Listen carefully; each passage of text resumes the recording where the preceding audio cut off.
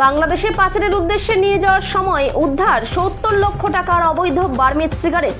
বৃহস্পতিবার সকাল ৮টা নাগাদ ত্রিপুরা উত্তর জেলা ধর্মনগর মহকুমার অন্তর্গত কৈলাসহর রোডের আনন্দবাজার নাকা পয়েন্ট থেকে প্রায় ৭০ লক্ষ টাকার অবৈধ বার্মিজ সিগারেট উদ্ধার করল পুলিশ।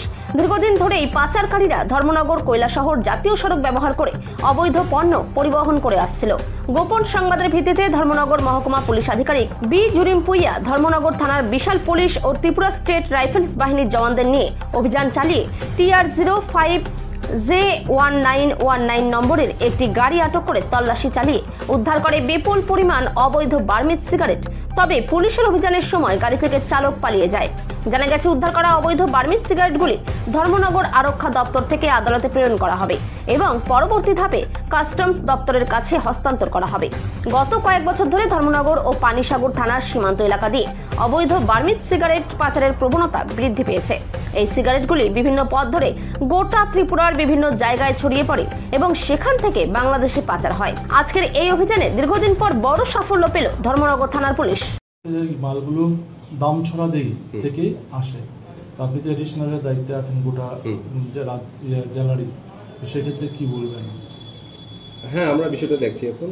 আর এই কেসে যেটার মধ্যে বর্তমানের যে কেস, আমরা গাড়িটা কোন জায়গা থেকে আসছে আমরা এটাও আমরা তদন্ত করবো। আর এক্সাক্ট রুটটা কোন রুট থেকে গাড়িটা আসছিল এটা আমরা তদন্ত করবো। প্রায় দেখা যাচ্ছে স্যার দামছড়া পানিসাগর পেরিয়ে ধর্মনগর পেরিয়ে গিয়ে কৈলাসর গিয়ে ধরা পড়ে বার্মিজ সিগারেট বা নেশা সামগ্রী, সেই ক্ষেত্রে কি বলবেন স্যার?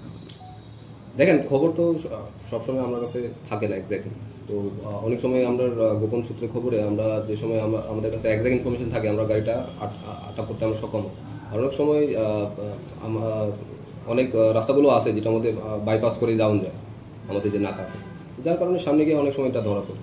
তবে আমরা আমরা বাইপাস রোড বা যে রোডগুলি আছে যেটা থেকে গাড়িটা বাইপাস করে যেতে পারে, এই রাস্তাটা আমরা আইডেন্টিফাই করতেছি এখন, যেটার মধ্যে আমরা পুলিশ প্রেজেন্স বা আমরা নাকা বা চেকপয়েন্ট আমরা বসালে সেটা।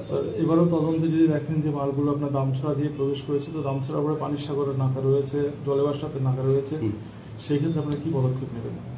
হ্যাঁ, আমরা দেখবো গাড়িটা কোন রাস্তা থেকে গাড়িটা আসছিল।